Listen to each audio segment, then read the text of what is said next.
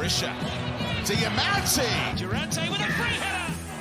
And the honour of Western United's first A-League goal goes to a familiar face. Bessart Barisha. It's Connor Payne on the left. Alessandro Diamante, the ball on a string. And Diamante! The Western service crew are celebrating. Welcome back to All Out West, and this is take 2 because we've already had a crash. Now, what a huge week in the A-League. Western United just got our first win in 9 A-League season games. How G'd up are you guys? Pretty G'd up. Good to get the first win, especially after that massive losing streak we went on towards the end of last season, and not exactly starting off the brightest, and it wasn't the cleanest win you'll ever see, but it's 3 points. I'll take it. Any comments, Lab? I'm just pumped we got a win. I'll take it. Well, look, we're in the top 6 technically after 2 games. So, yeah, let's just keep going. Another win, push up further up the table. Let's beat City. Yep, love it. Bit of positivity there. Now, there isn't a lot of club news, so do you guys just want to get into the game preview? Review, sorry. Love it. And which brings on this one. Now, wrong screen. Sorry, guys. And so on Friday night at 7:45, Western United took on Sturgeless Perth Glory at Amy Park, which is funny as it was billed as a big battle between Prijovic, our new big striker, and Sturridge, which didn't eventuate. It was the first change to the starting 11 since the FFA game under Aloisi, with Prijovic starting, and he had a fairly decent 71 minutes on the park. Jay, what are your thoughts on his first start in the green and black? Would have been nice to see a goal during his start. Didn't get it in the end, but look, these sorts of minutes are about building up fitness. 71 minutes is it's better than what you'll see from Daniel Sturridge after a 4-hour flight, that's for sure. So, even though he's probably still a little bit off top form or, hitting his peaks when it comes to fitness, 71 minutes, can't be mad at it. And it was probably the tactical change we were looking for going forward after the last couple of weeks, starting Wenzel Halls and swapping to Prijovic. I think starting Prijovic and then swapping to Dylan was really the way to go. I was pretty happy with that tactically. Definitely. Leb, any comments? Yeah, look, it looked like it paid off, as we spoke about last week. Maybe bringing Wenzel Halls on, who has a bit of energy towards the end of the game.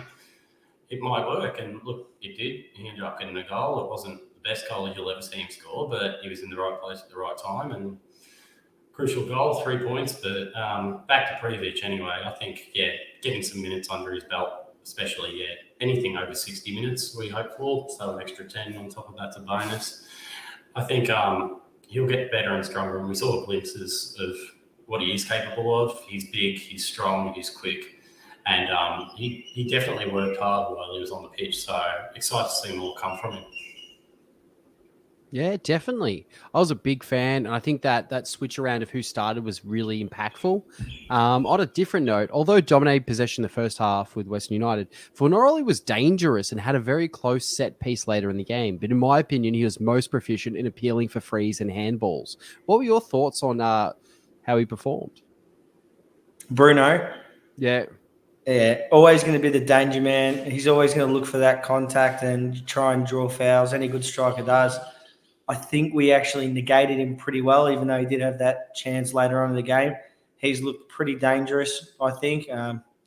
Obviously, we didn't have to deal with Sturridge, so that's one less thing to worry about. But Fornaroli, well-experienced A-League striker, probably one of the definitely top 5 A-League strikers. You could argue top 3. He didn't have a horrible game, but, ultimately when you're a striker, if you don't hit that score sheet or you don't assist, it doesn't look great. Ultimately, I think we neutralised him quite well, and I think our defence held pretty strong when it needed to. Yeah, look, I think, I think I've always called him the A-League's own Luis Suarez. He's that type of player where you give him one chance. All he needs is one chance to put the ball in the back of the net, and he's always going to be there or thereabouts. nibbling at players, nibbling at defenders, trying to get the opportunity he can by any means. But I think we negated him well enough on the day. But he is that sort of player where you need to be onto him for the whole time that he's on the pitch, or else he can make you pay for it. And luckily he didn't for us on Friday. Definitely.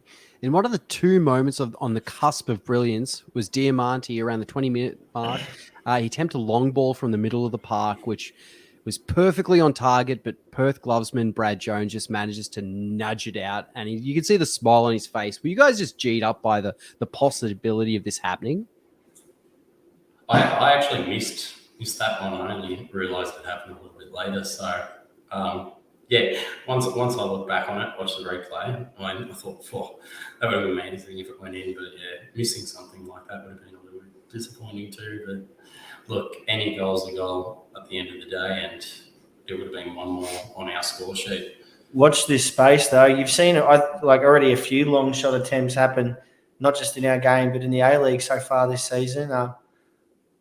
Diamante, I reckon if he scores early this season, something like a worldie, if that goes in, then we're in for another special season for sure from Dimmer. Hopefully he does get his open field goal or set-piece goal this season, because it was a bit disappointing that he only scored the one penalty last year. But I think if he can get on the score sheet 4 or 5 times, we're going to be in for a really, really good and, just a solid season altogether. Definitely. Now, Topper Stanley was subbed in on the second half from Maya, and not to negate him, but the positive effect he had on the team was obvious. And do you think that he helped the team push forward with a bit more of a solid backline there? What do you guys think? Oh, look, I think it was a whole. I don't think it was the fact that he came on in the second half. He did just as good, if not better than Tomoki on the day, I must admit. But I think it was more so the team as a whole came out as a different unit in the second half. The first half was quite drab, and even though the second half wasn't the best football game you'll ever see in your life, I think it was still. It was more of a team effort, maybe the coach pushing a little bit more, geeing up the players a little bit at half-time, that I think brought on that positive effect. But Topper definitely did well. I was just happy that he was able to slot straight into the squad there was no change in the rhythm and the tempo. It didn't expose any holes.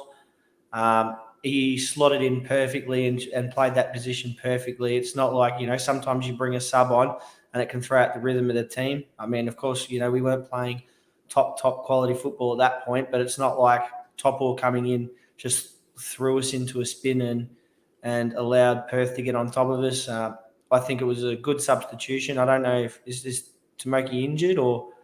No, I think they were just rotating.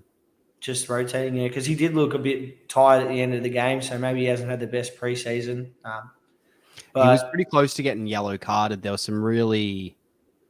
He was on the cusp, but you know what I mean? Like, he was niggling the shit out of, Fonaroli and whatnot. Walking the tightrope. Yeah. Well, it's just good to know that we can make that sub, and you'd assume vice versa. If Topple starts next week, I think we'd be able to bring on Tomoki that back line gel pretty well. And I think that's down to the experience of the players up the back, mainly Leo and Josh Risdon. Obviously, once again, we saw Josh talking. He's very, very good having a leader at the back of the pitch to just marshal, and because, you can see everything from the back.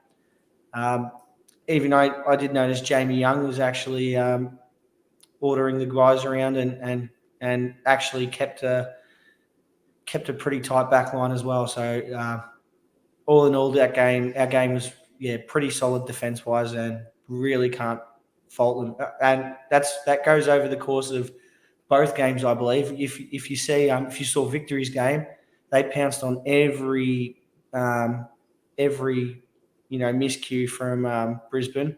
And we only had one. They made us pay for it. So I honestly think that's been our only proper defensive error for the season, was the goal against Victory. If we can keep this up, it might not be the most entertaining football, but I think we'll definitely start getting results. And with those results, maybe some more entertaining football, hopefully. And On that note, I think. Oh, sorry, you go, Leb. Yeah, look, results are entertaining enough. So if our team is winning 1-0 every game, we're going to prefer that to losing 3-2 every game. Yeah, definitely. Now, we're talking about our defense. I think we're defensively one of the strongest we've been since the club's inception.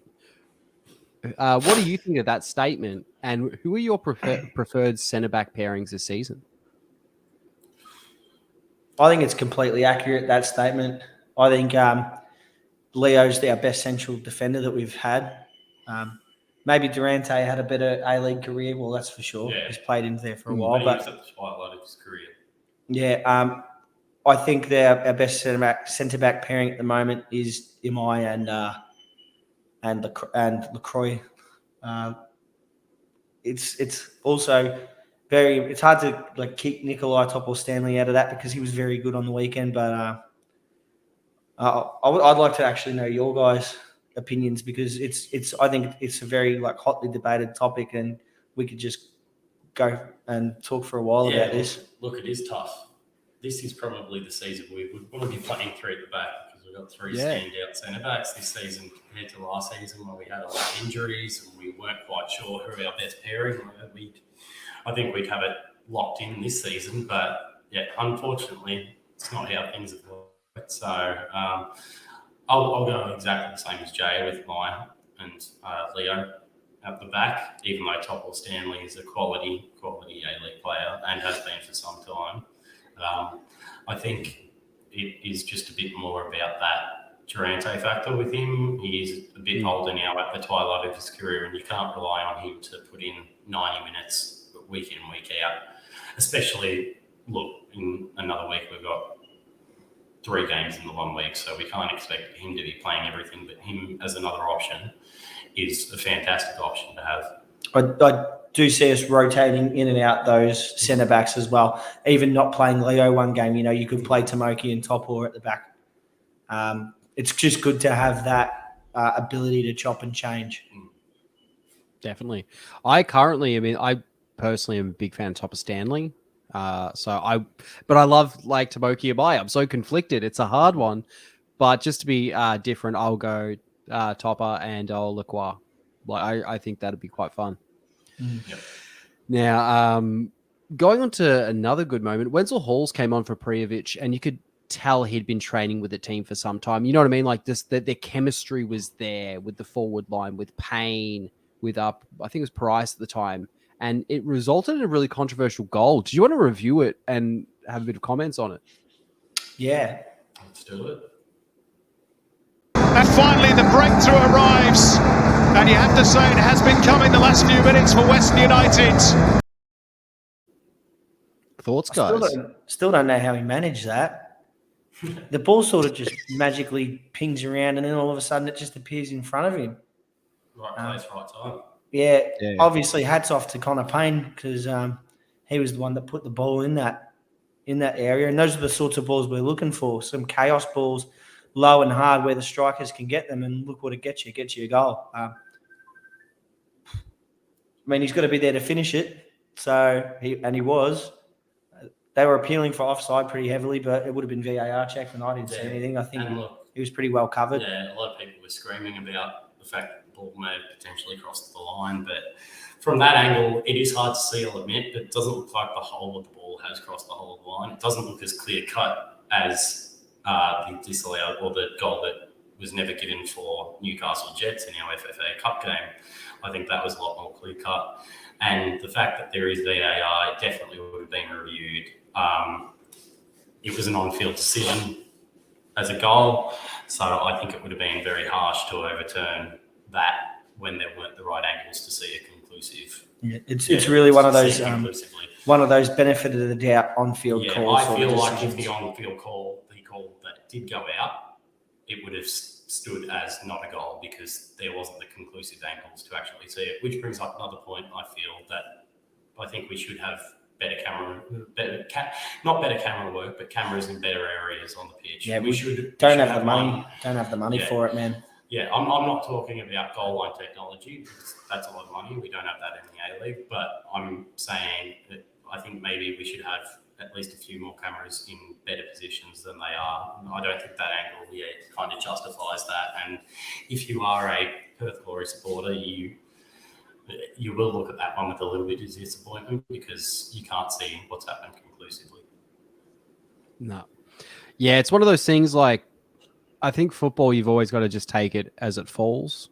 It's shit. I'd feel bad if I were a Perth Glory fan, as a Western United fan. It is what it is. We'll take it. We need that bit of forward momentum and a bit of positivity. Yeah, definitely. In another moment that was really solid, Perth's keeper Jones came down for the final set piece, and the ball bounces out, and Dylan Wenzel-Hall gets it around the midfield, and he manages just to kick the ball to the vacant net without a defender in sight. It fell short, and Perth eventually got the ball, and it never made the goal. But imagine there was 2 moments for this game to be great. It really gets me G'd up for the season. What did you guys think about that, being there game day? I do love the old empty net attempt. It's always disappointing when they fall short. Honestly, would have rather miss than fall short.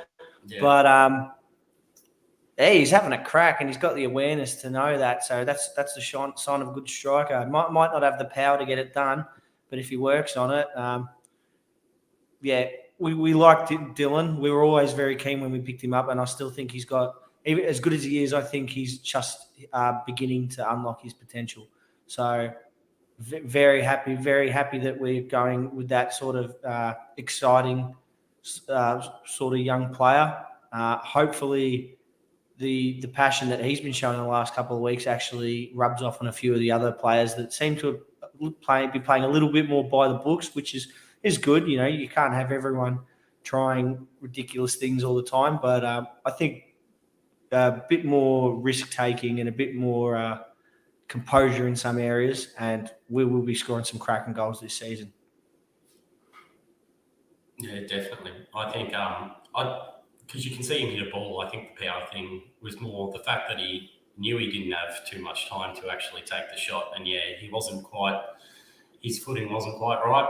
So even though he got as far as it looked like it would have headed in if there was enough power on it. So it looked like he got the accuracy and he had the right idea to get the shot off. But yeah, unfortunately, it didn't happen. The most important. No, you're right. Sneeze. I'm going to go take some fever medicine, I think. But most important. I think that rocked my microphone. But yeah, sorry to cut you off. No stress. But look, at the end of the day, most important thing is the 3 points. So even though we didn't score that one, we 1-0 up. If we weren't 1-0 up, we wouldn't have even had that opportunity. So that was just, would have been the icing on the cake, but unfortunately, no can do. 100%. Now, how do you think we are looking in an attacking sense? As we've not got that many goals this season or in the FFA Cup match under Aloisi, what are our best attacking options going forward? And do you think we're lacking that, like a good attack this season?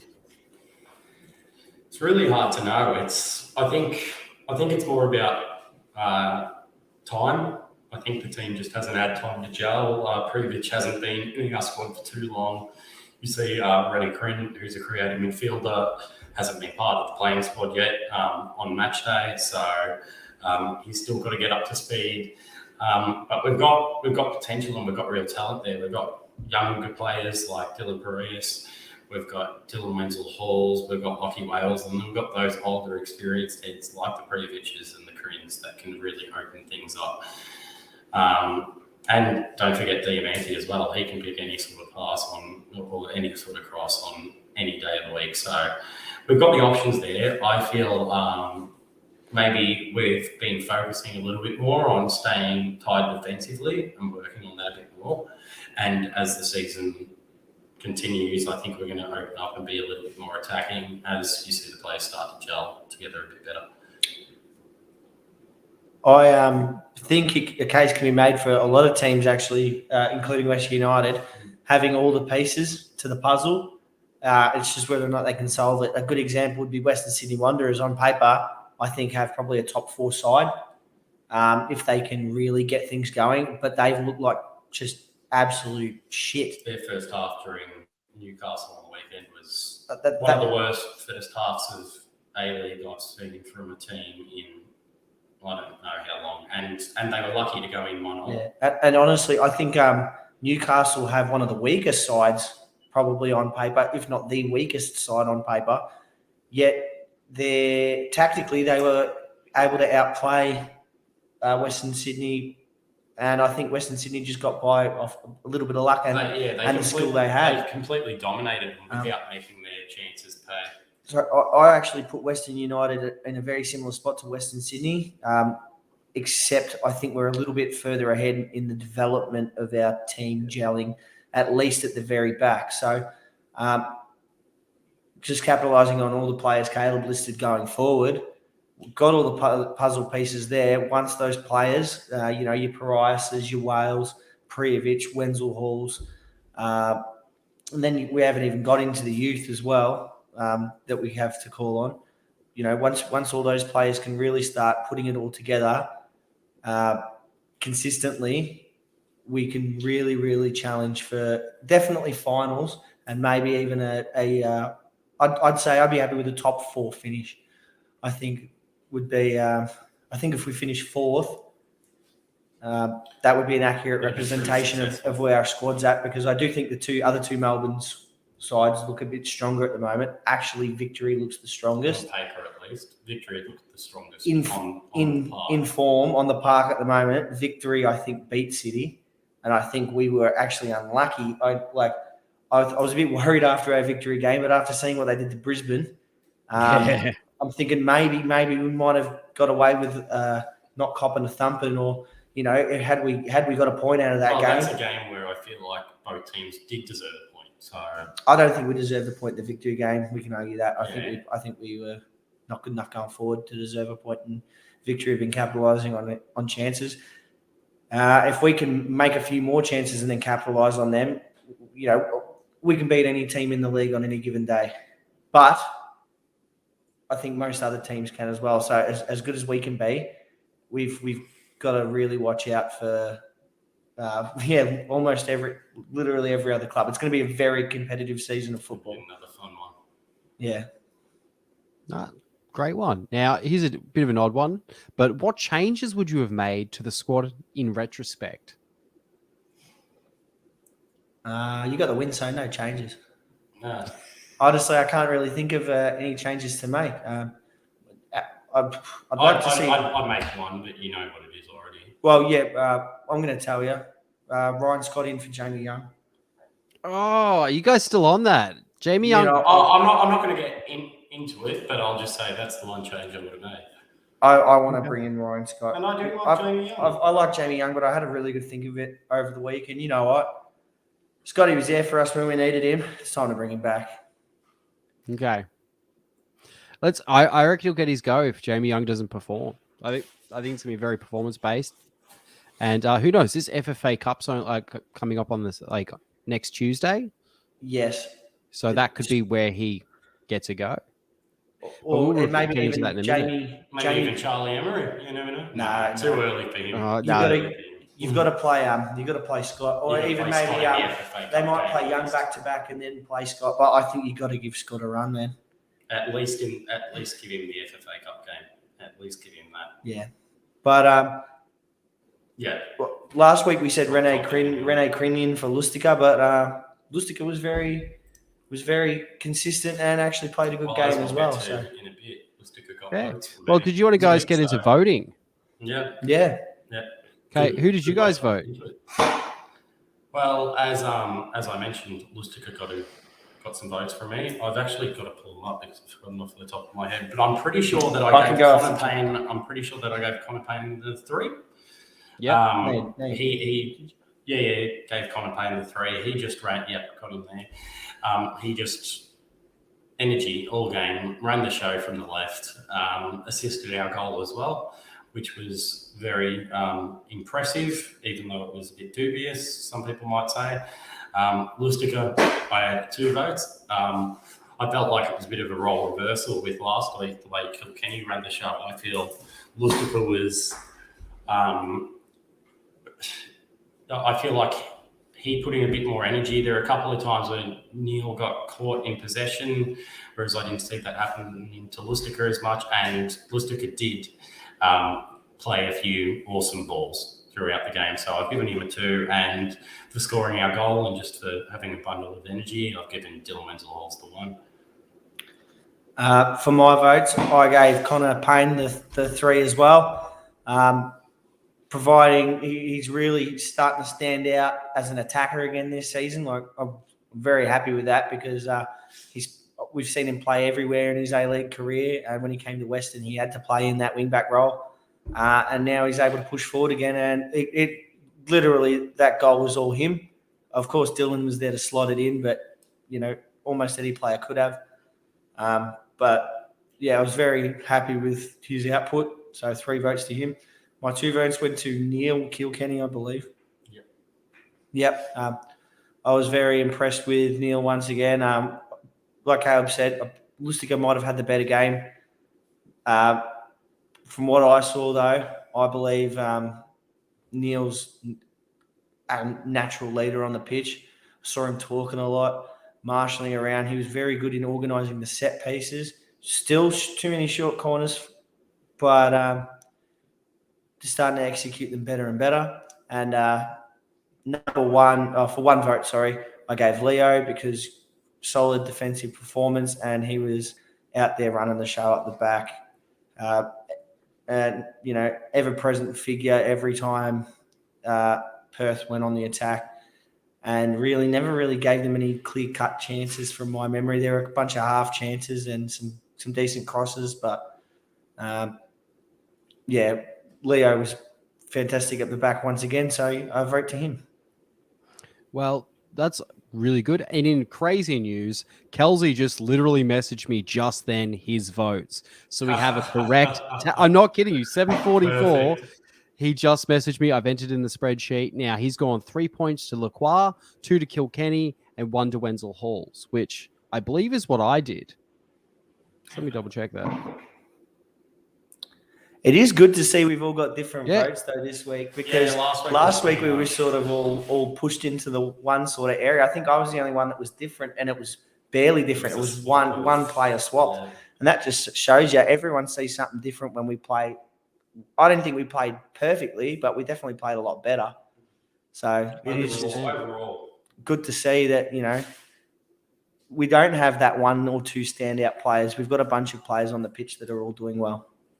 On that note, Scott did 3 to Lacroix, 2 to Kilkenny, 1 to Payne. So again, same as you, but had a different perspective on their performance and the value of the game. So coming into round 2, Leo Lacroix, he's currently winning this round, but overall, do you want to know who's winning? I'd say it's Neil. Kilkenny. Yeah, Kilkenny, 23 points. Lacroix, 19. Connor Payne got a lot of points this week on 7. Amai, 6. And coming 5th is Dylan Wenzel-Halls. So, yeah, it's a bit of an interesting one thus far. Diamante hasn't even got a point yet. I was literally about to say that. Diamante's not got a single point, and I don't think he's played bad football either. No, he hasn't been terrible. I think we just... Look, unfortunately, we may subconsciously hold him to a higher standard than the other players. I think that might be it. I think if you get some neutrals in, he's definitely got points. But but look, I don't think he would have as many as Neil Kilkenny or Lacroix. No way. Absolutely no way. Hopefully he gets some this week against City, because when he's getting points, usually that means we're winning games. 100%. Now, I'd just like to take a moment. If you're as passionate about West United as we are, you won't want to miss any of the season's A-League live action. And the easiest, quickest, and best way to catch up on every game from every angle is with the A-League Live app. Search for A-League Live on Sportsmate or on the app or Google Play stores. Big fan. I use it to write up the run sheet every week. It influences my votes with stats and everything. Highly recommend it.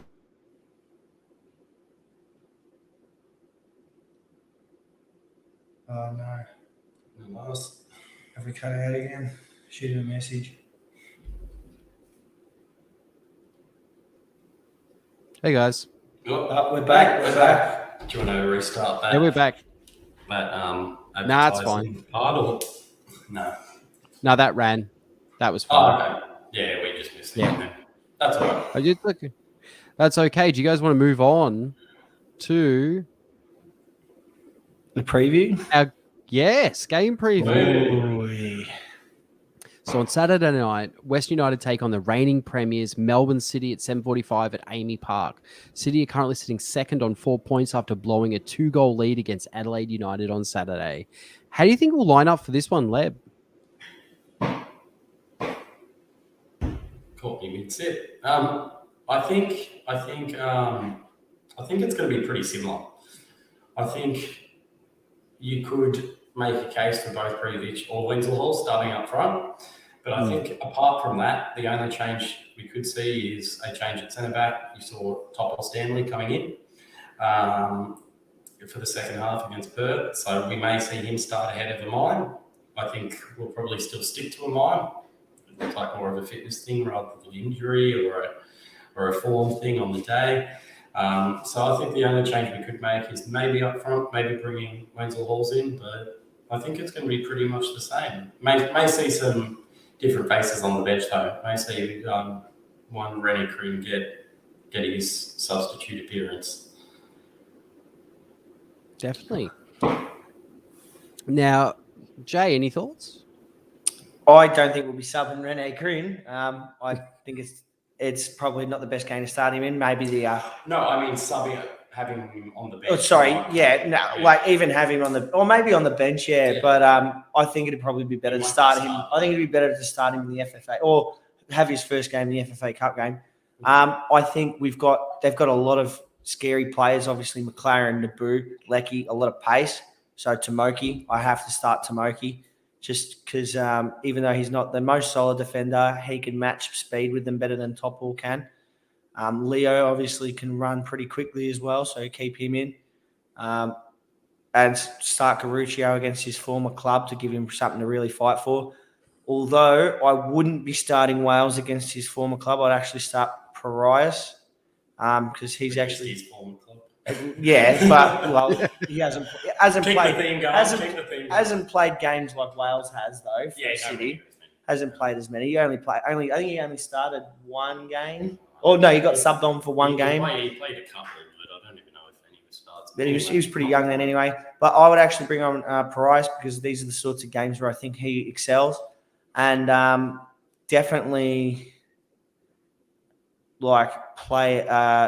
I'd actually play, shell up a little bit and try and hit them on the counter, even with Previch and then later on Wenzel Halls. I think this is the sort of game where we could grind out a gritty 1-0 win. And if we could keep them scoreless, I would be wrapped because they easily have the best front three in the A-League at the moment. It's not even debatable. 100%.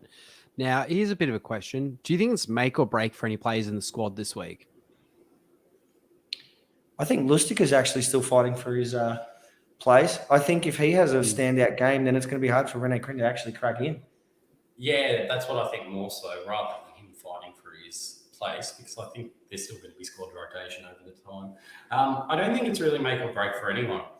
The only players you could potentially say is, let's say, Topple Stanley or Amai have an absolute shocker, whoever plays. And it makes a better case for the other one. Or Jamie Young having an absolute shocker. Yeah. It makes a case for Ryan Scott. But I don't think it's make or break for any players, especially because of the quality of opposition we're up against. Yeah, I think Young only had to make 1 or 2 saves last week. He's definitely going to be tested a little bit solid, more. But yeah. Oh, look, he never looked like conceding, but he's going to have to be a lot more switched on this game. Good luck to him, as much as we love Ryan Scotty, and we want to see him play. Also want to see our team win. And we want to see all our players do well. It sucks because I do like Jamie Young, but I'm sorry, I love Ryan Scott more. I don't. It's not that I wish. We don't wish anything bad against Jamie Young. He's a good bloke, even though we've abused him a couple of times when he played for Brisbane. But there's a few current players that we've done that to over the time. Oh yeah. It's part of the game. At their former clubs. I think I honestly think we'll start pretty similarly to how we started against probably Perth. with Prijovic starting. Yeah. Now, taking to our game against Perth, what changes would you make? What changes would I personally make? Yeah, well, is there anything you'd drastically change, like formation? We've already talked about players. Is there anything you think isn't working from a tactical perspective? Yeah, look, for this game, I wouldn't change anything up. I think defensively we look good and we're going to need to be on point defensively. As I said, the only thing I personally change is I bring Ryan Scott in. But that's a biased opinion. Jamie Young's a good goalkeeper. So realistically talking, I wouldn't actually change anything to the starting lineup. May make different subs, may make subs at different times, but I wouldn't change anything to the starting lineup for this game. And I definitely wouldn't change formation. It looks like we've drilled that one pretty heavily in the off-season because shape's been held pretty well by those players, especially up the back. And we're going to need to be pretty well defensively drilled against City because they are going to definitely have chances. Nice. Now, with Sturridge staying in town, do you think he's more likely to attend this game than our last one with them? Who knows, mate? I mean, I think he will. It looked like Tony Sage or Tony Pinata or whoever was coming out. It was Sage. saying that Sturridge didn't want to travel, and Sturridge has come out and tweeted saying he's ready for any game, and it looks like it's a little bit of a mess there at the moment. It looks like I believe Sturridge did travel, but he pretty much took himself out saying that I feel like crap after traveling. And you could also probably put that down. No, he said he was ready to play. This is according to Tony Sage. According to Tony Sage, Sturridge just turned around and said, well, because he did travel, he 100% came down, but he didn't, Why wouldn't you put Daniel Sturridge in your lineup unless Sturridge says no? Let's be real. Any one of us would. At least, maybe not your starting lineup, but you'd at least have him in your back pocket. I think it's, to be completely honest, I love Daniel Sturridge, but I think it's him having a bit of a sook. And then backtracking a little bit. Sage's excuse was we wanted to give him, he wasn't ready. We've taken advice from our physios, et cetera. They've said he wasn't ready, but we wanted to give him a little bit of time against a packed out home stadium in our first game of the season where they didn't feel like it was worthwhile, like financially and on the marketing side of things, to risk him for any amount of minutes against Western United in front of 3,000 fans at Amy Park on Friday night.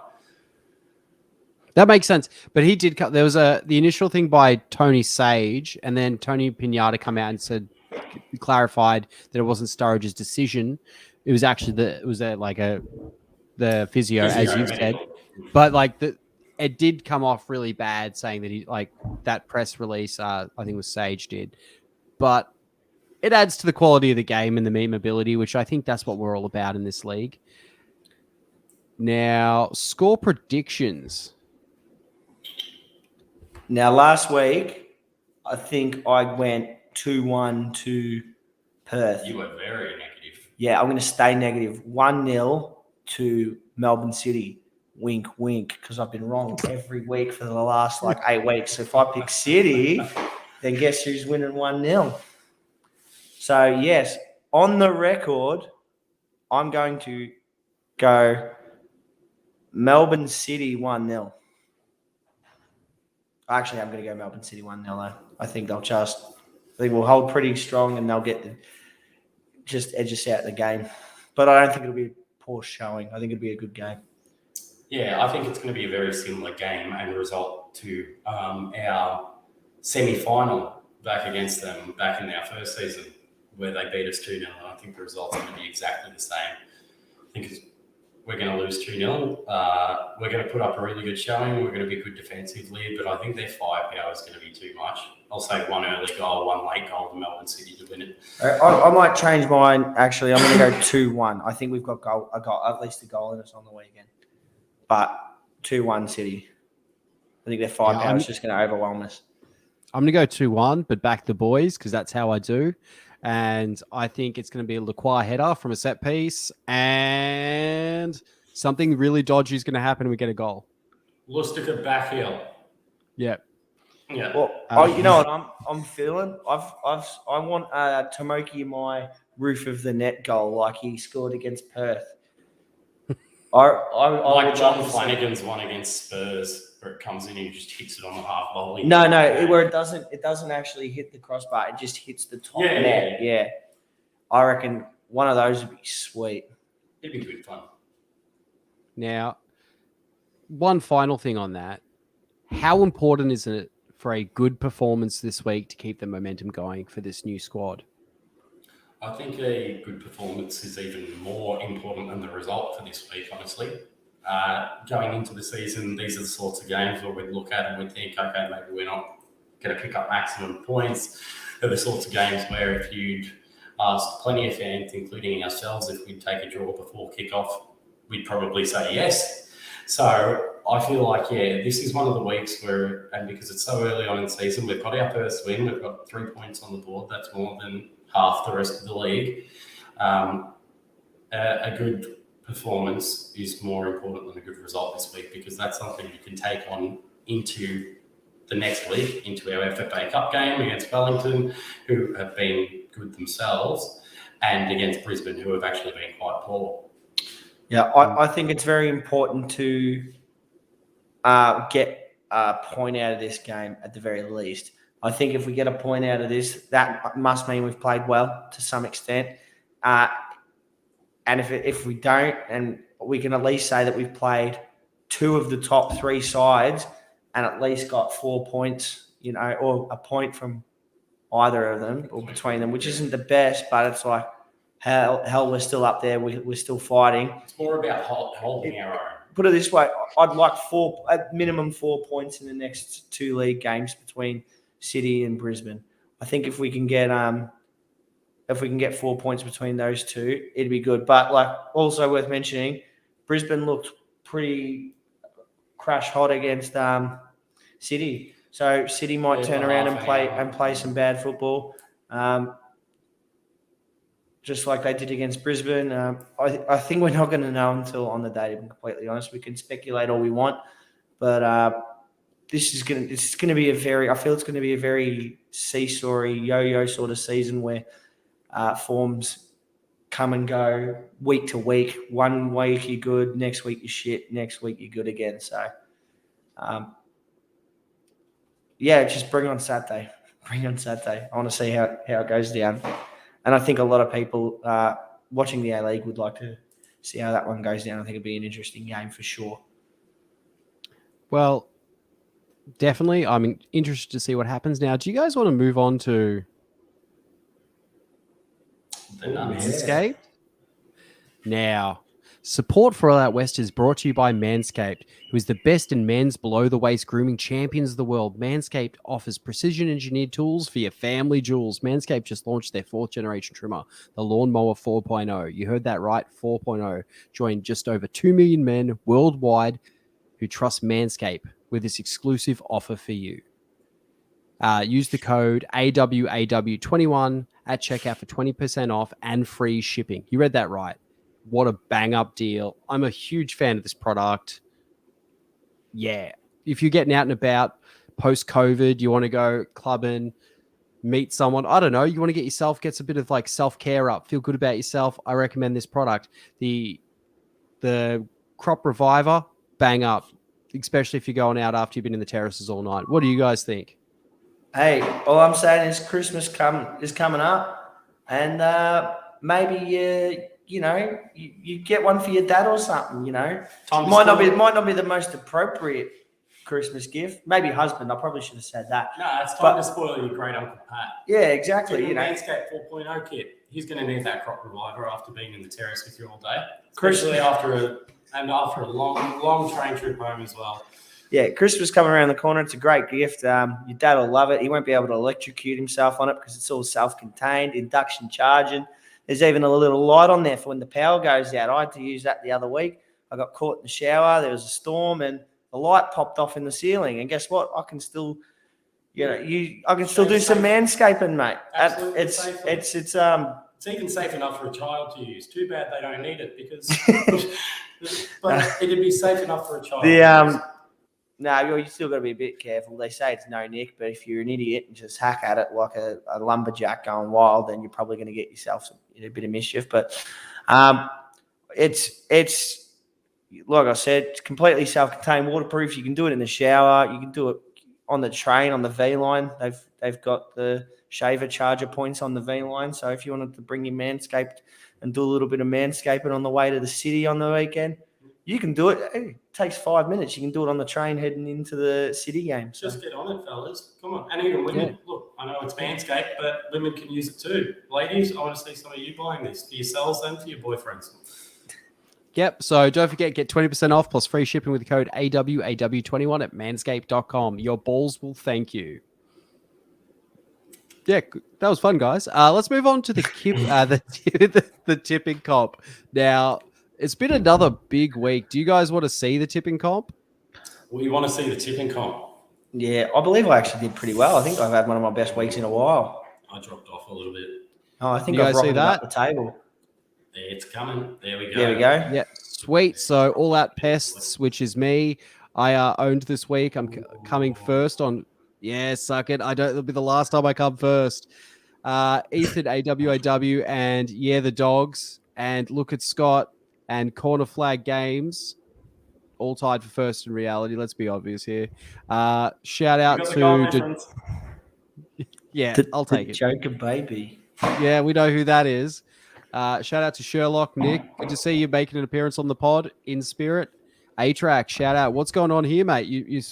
He's flexing all about his fantasy league, but where is he here? You know what I mean? Shout out to Brooke. She's doing really well. Lebby T, what's happening? 17th. Falling apart. It's all right. I'm still doing better than A-Tracks in fantasy. Shout out Harris Mania. Now, on that note, we will be having a major prize this season, not just the toilet seat. The toilet seat will go to whoever wins, but there will be a major prize which cannot be won by a member of the podcast. We will not be announcing what it is yet, but it's good. Get in early. You'll want this. Shit, I want this, but I can't have it. So, yeah, it's going to be a lot of fun. Complete box set of the Cleveland show, seasons 1 to 3. I couldn't. I know I can't win it, but I'm putting the pod now. I couldn't. I had to spoil it. Sorry, boys. Well, Nick's technically a member of the pod because he does have social media and stuff. And, Kelsey told him he could win. That's a lie. Can't win. Yeah, Nick's going to be disappointed. No. Now, I actually saw Nick as well, and I forgot to mention it to him. But good. Let's just let him find out. We'll get stuck into it. Now, let's just talk briefly about the FFA Cup game, which is going to happen on Tuesday, the 7th against Wellington Phoenix at GMHBA.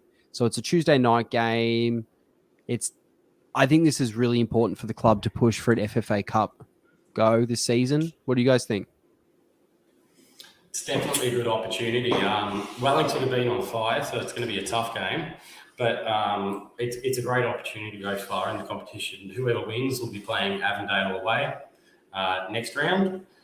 So, look, upsets happen, but you could say that's a straight passage into the quarterfinals, at least for either us or Wellington Phoenix. So, crucially important as well for some other players for rotating the squad, players who might be pushing for a first-team berth and aren't quite getting it at the moment. And if they have really good performances, it gives the coach a really good headache. Where do Avondale play? Avondale's in Victoria. Yeah, whereabouts? They're not actually, as far as I know, Avondale is northwest Victoria. Because I would be very keen to go to an FFA Cup game at a local stadium, enjoy the same sort of vibes that we originally enjoyed when we first went to our original pre-season games, before the club had even played their first A-League game. And look, don't quote me, but I think Avondale's a northwest club, so them not having an A-League team, it's potentially an opportunity to actually get some more fans on board for Western United in the A-League, as long as supporting their normal NPL squad.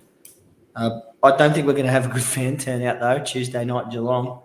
I think we're going to struggle, to be completely honest. So maybe sub 990. Yeah, but ultimately, what can you do except we're going to still rock up. We're going to be there. I'll drive in if anyone wants to lift. Yeah. You can 3 spots left, dude. Just 2 spots left. So I might pinch the work van and see how many we can get barreling down the M1. in the back. Anyway, we're battling on this. But yeah, just turn up. I think it'll be a good game against Wellington. They always turn it on against us. It's an A-League team. It's down in Geelong. Treat it as such. And it's a good way to break up the monotony of the week. It's something I'm going to be looking forward to, that's for sure. At the end of the day, support your team. Yeah. Come down, support your team. Definitely. I just wanted to preview that, but we'll obviously probably talk about that a bit more next week. Now, around the grounds, there isn't that much I want to talk about this week, but a big one I think is going to really affect the outcome of a specific team is scans yesterday afternoon, which is from a couple of days ago. I've confirmed that Sydney FC midfielder Luke Bratton has torn his anterior crucial ligament, the ACL. The 31-year-old will be sidelined for the rest of the season. How do you think that's going to affect them, Lebby? It's really disappointing. I like Luke Bratton as a player as well. Same. I think he's quality. I think he's been a quality A-League player for years and years and years. But he's had a bad luck. He's had a bad run of luck off the pitch as well in the past few years with family troubles, and now they have this at a really crucial point in his career. This is when he should be having his last few good years. Now he's going to have to focus on rehab.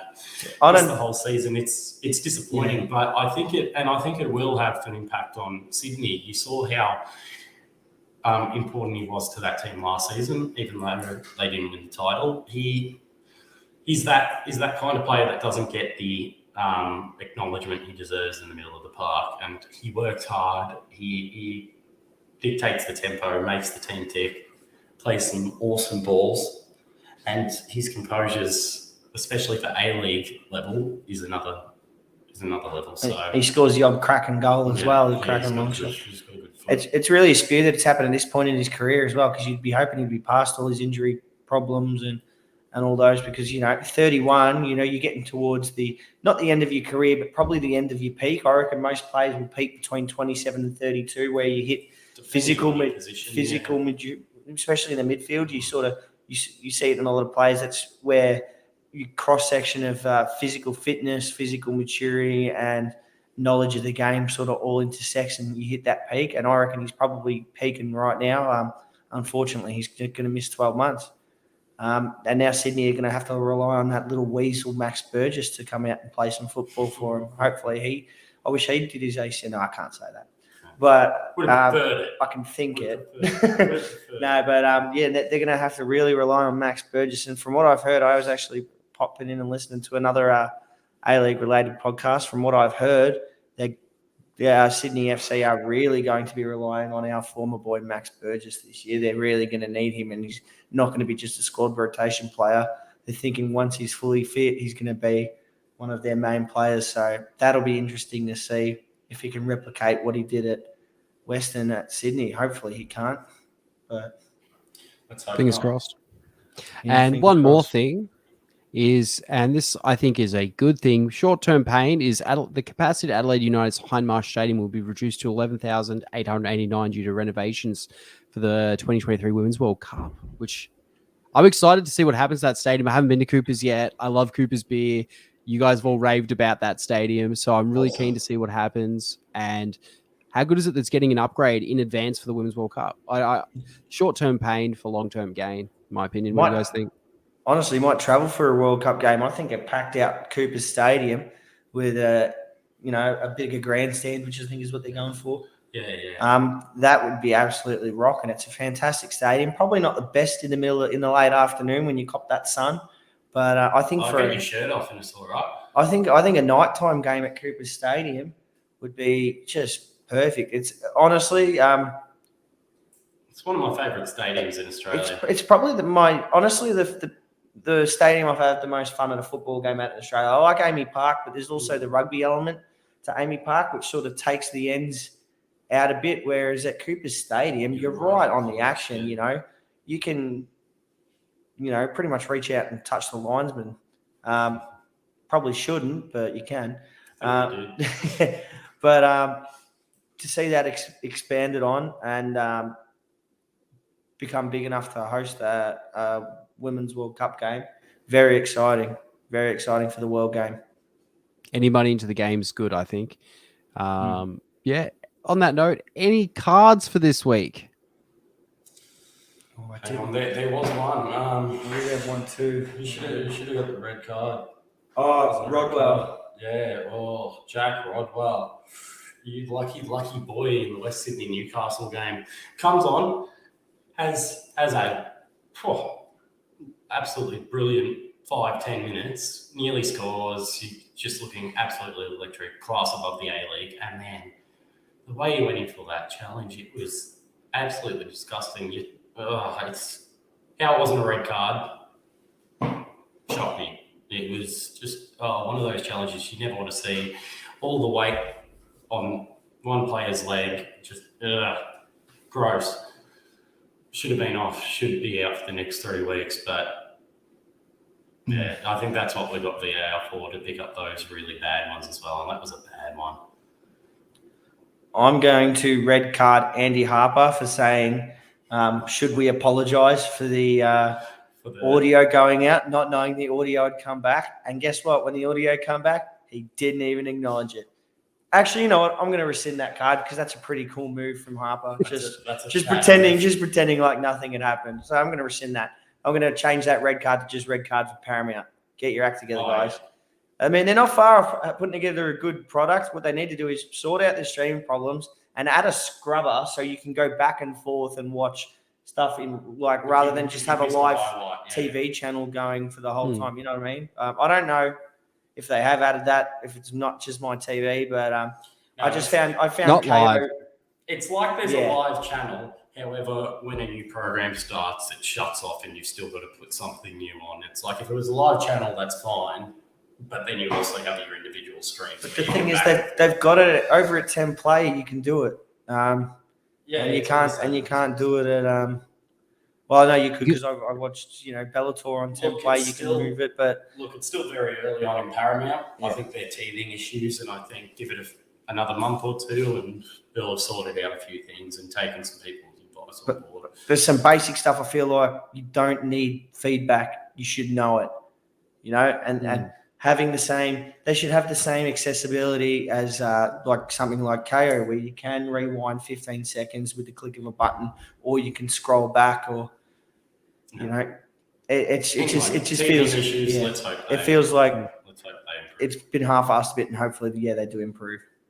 Definitely. I would like to give a props to them for the actual digital quality of the feeds, though. They look really nice.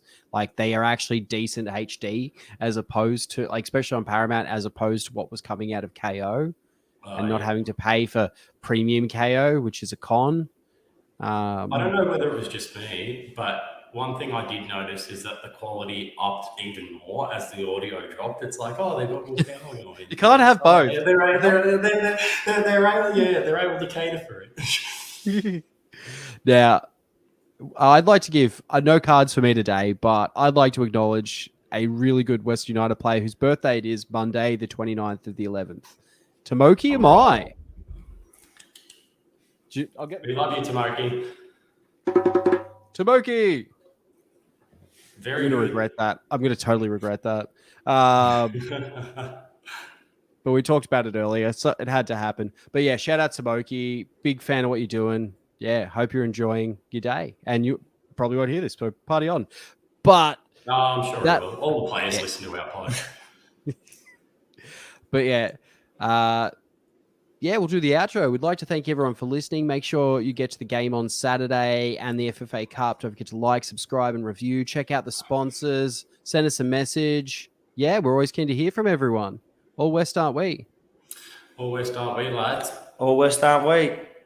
Epstein cannot still be.